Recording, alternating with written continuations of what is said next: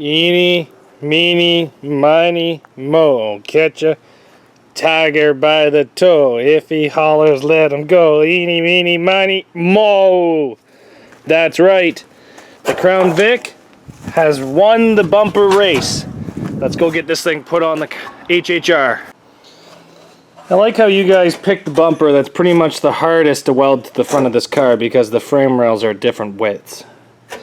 What am I going to do with you guys? What am I going to do? I guess let's come up with some kind of plan to get this thing welded to the front of it. Maybe cut the other front bracket off and see where we can go.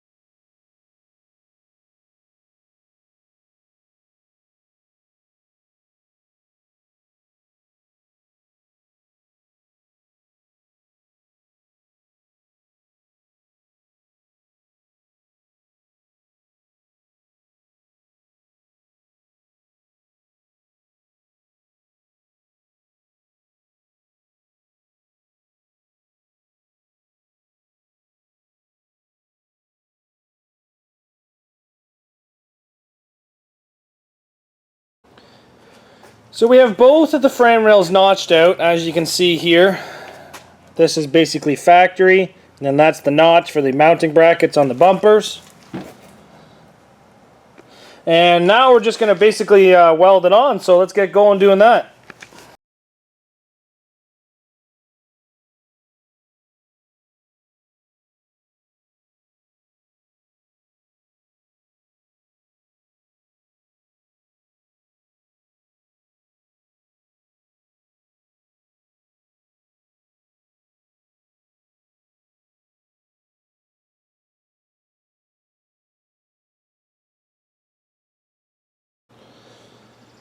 Well, there you go. The bumper's all welded to the frame. Looks good, looks sturdy.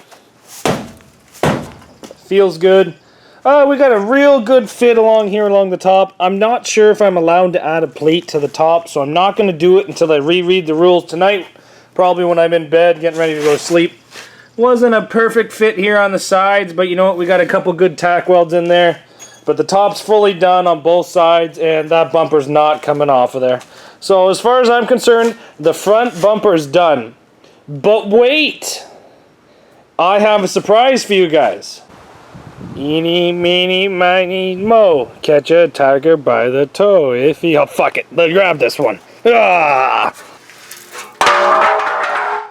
When I was doing the pre-bending on this car, I noticed that this bumper is rotted.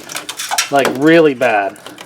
So we're going to replace this bumper with the Mazda bumper, and we're not even going to remove those brackets. We're just going to weld those right to the car. We're just going to flatten them out a bit. We're not going to put extra welds here. We're not going to put extra welds there. I want to see how this bumper does in a stock aspect. And on the back of this, hopefully this will be the actual weapon, and the front will be the defensive tool on this car.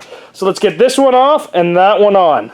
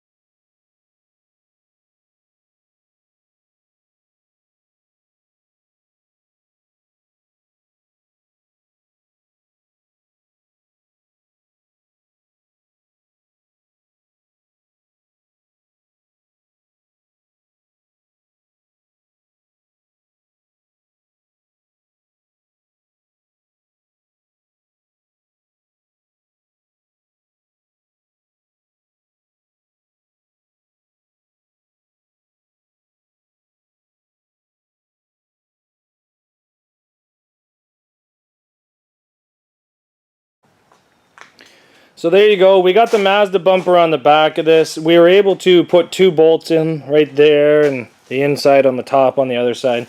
Other than that, we welded it. with the extra leverage that this bumper provides, I was able to get that rear frame rails to tweak in the upward position. So you know what? I think that's a much better thing that we put on here. Plus, that factory bumper was not very good. But you know what? This way here, everybody wins. Everybody voted for the Crown Vic or the Mazda. There was only one vote for the Toyota Supra. So the Toyota Supra's got to leave. So everybody either wanted to see the Mazda or the Crown Vic. So the Crown Vic will be used as a defensive tool, and this Mazda will be the aggressor. See, here at the back, it's not so important to protect your tires because you have no steering in them, but it's more or less to keep the frame rails tied together evenly and strong.